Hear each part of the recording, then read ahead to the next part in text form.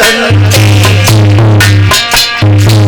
पीतांबर की कोर बसंती,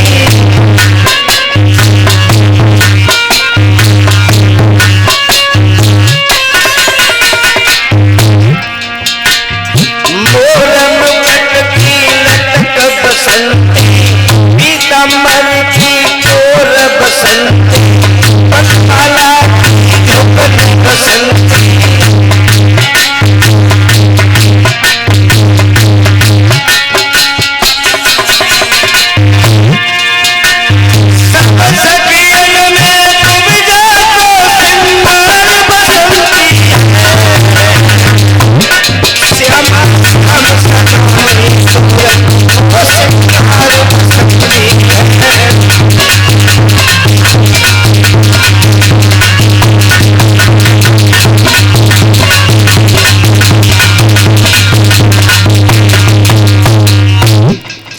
मुरली मनोहर भगवान श्याम सुंदर भक्ति का आशीर्वाद देकर के वहां से आगे बढ़ गए। आगे बढ़े हैं मुरली मनोहर श्याम सुंदर, तो देखा है कि आगे से एक धोबी कपड़े धो करके वापस लौट रहा था। उसी मार्ग से भगवान कन्हैया आगे बढ़ रहे थे। कन्हैया ने जब धोबी को देखा, धोबी नशे में धुत, पूरी गली में अकेला न बने, कभी इधर चला जाए कभी उधर चला जाए। भगवान कन्हैया ने धोबी से कहा कि धोबी भैया, आप हमारा एक काम कर देंगे?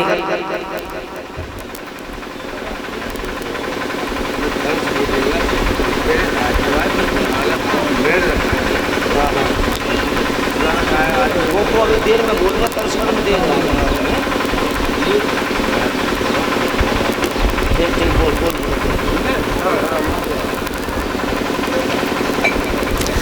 भगवान कन्हैया बड़े प्रेम से कहते हैं कि धोबी भैया, हमारे साथ वाले सखाओं पे सुंदर वस्त्र नहीं है, क्या आप हमें कुछ दिनों के लिए अपने कपड़े किराए पे दे देंगे?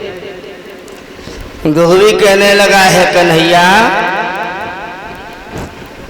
दर्पण में कभी चेहरा देखा है? हटो पीछे,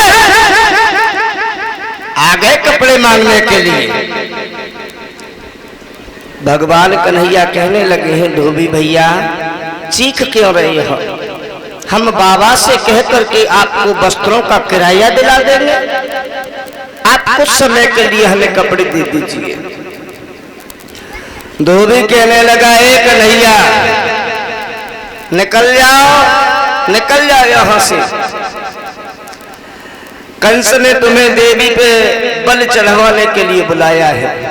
कहीं ऐसा न हो कि कंस के यहाँ पहुंचने से पहले धोबी के हाथों सही कुर्बानी हो जाए।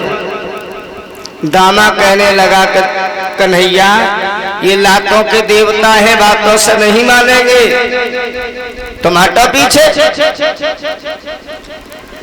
भगवान कन्हैया कहने लगे हैं, दामा ये काम तेरा नहीं है, ये काम तो दामा मेरा है, अब मुझे ही करने दो।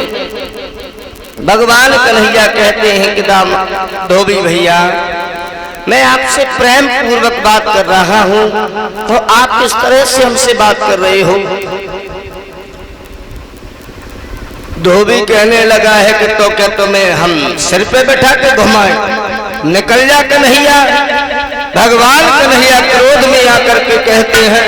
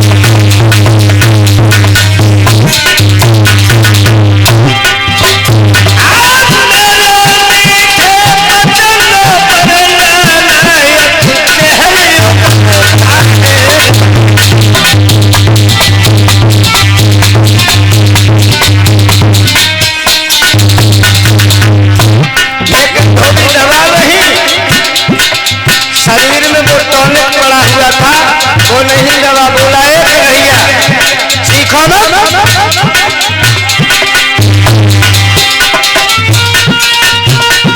बोला है धोबी ओ धोबियों के रहने वाले, मथुरा में सभी यही रंग,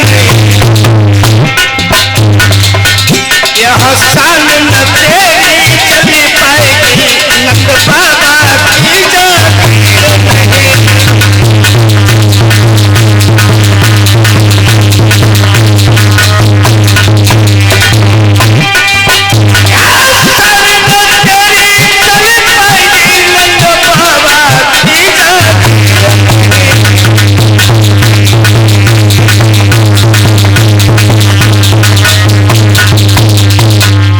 कहा निकल जा कन्हैया। भगवान कन्हैया कहने लगे हैं अब तुम ऐसे मानोगे नहीं। आगे बढ़े, धोबी के गाल में कान से तमाचा दिया। हाँ, एक ही तमाचे में धोबी का काम, तमाम मारा गया धोबी। अब धोबी को भगवान कन्हैया ने क्यों मारा, इसके लिए हमें त्रेता युग की ओर लौटना होगा। ये धोबी कौन था और भगवान कन्हैया ने क्यों मारा था। जब मुरली मनोहर भगवान श्याम सुंदर त्रेता युग में राम रूप में आए थे, सीता जी लंका में रही थी। लंका विजय कर प्रभु श्री राम जब वापस लौट रहे थे तो लंका में ही सीता की अग्नि परीक्षा की गई थी कि सीता पूर्ण तरह से पवित्र है या नहीं। अग्नि परीक्षा होने के बाद में प्रभु श्री राम सीता को अयोध्या धाम में लेकर के आए थे,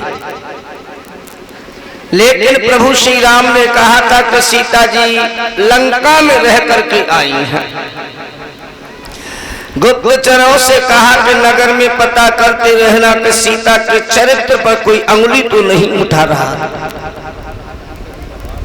एक दिन इसी धोबी की पत्नी अपनी पड़ोसन के यहाँ पर जाकर के रुक गई।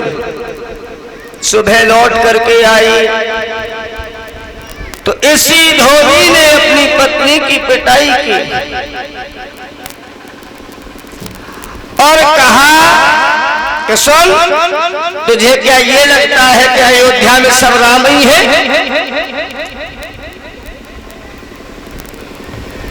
जो 14 वर्ष तक श्रीलंका में सीता रह करके आई और फिर ला करके घर में बिठा लिया, आज के बाद में अगर घर से बाहर गई तो अच्छा नहीं होगा। सब राम नहीं है। गुप्तचरों के द्वारा प्रभु श्री राम को सूचना मिली कि प्रभु धोबी के द्वारा सीता जी के चरित्र पर अंगुली उठाई गई है। प्रभु श्री राम ने अनुज लक्ष्मण को बुलाया है, कहा कि सीता जी को पुनः वनवास को भेज दिया जाए। तभी सीता जी को लक्ष्मण जी वन में छोड़ करके आए हैं। वहीं परियल आश्रम में सीता जी रह करके 2 पुत्रों को जन्म देती हैं, जिनके नाम लव और कुश रखे गए थे। प्रभु श्री राम ने मन में संकल्प किया कि धोबी हम मर्यादा के बंधन में हैं और मर्यादा तोड़ करके हम तुम्हारा पद नहीं करेंगे, लेकिन धोबी इसका बदला हम तुमसे जरूर लेंगे। वही प्रभु श्री राम द्वापर युग में आकर के 16 कलाओं से अवतार धारण कर कृष्ण रूप में आते हैं और वही धोबी कंस का धोबी आकर के बना है। इस तरह से भगवान कन्हैया ने धोबी का प्राणांत किया है। आगे जब मुरली मनोहर भगवान श्याम सुंदर बड़े हैं, मित्रों से कहा है कि हे मित्रों,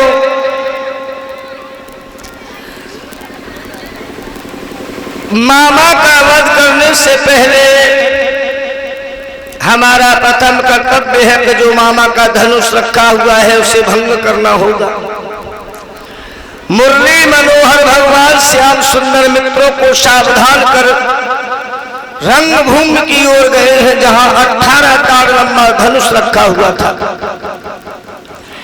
ग्वाला पहरेदारों से भिड़ गए हैं। भगवान कन्हैया अंदर गए हैं, भूतनाथ भोले बाबा को प्रणाम किया है, धनुष को उठाया है, एक तीर झटका दिया, खंड खंड करके धनुष को तोड़ दिया। धनुष भंग कर भगवान बाप की ओर लौट गए हैं। इधर बुलावा जब समाचार कंस को मिला है कि कन्हैया रंगभूमि में आए थे, धनुष भंग कर वन की ओर लौट गए हैं। समझ गया कंस कि अब मौत निश्चित है।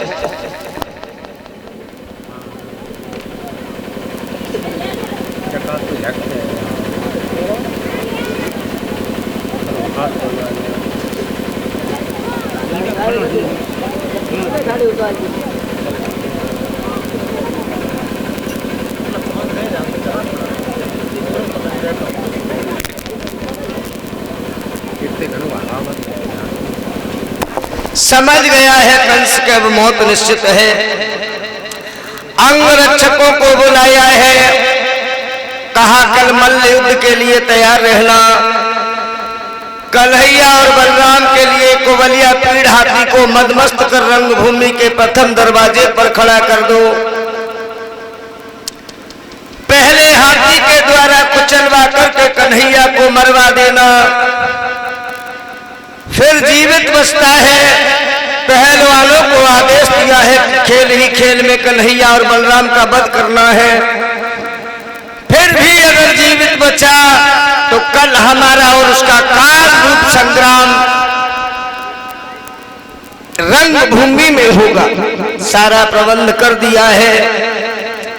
उधर सूचना बाग में भिजवाई गई है। भगवान कन्हैया कहने लगे हैं मित्रों, चलने का समय आ गया है, वहां जाओगे झगड़ा अवश्य होगा। साथ वाले सखा कहने लगे हैं कि प्रभु चिंता किस बात की है, धौरी कारी गायों का दूध और घी खाकर के ये शरीर इसी दिन के लिए मजबूत किया है। चलो प्रभु जो होगा देखा जाएगा। बोले ग्वाला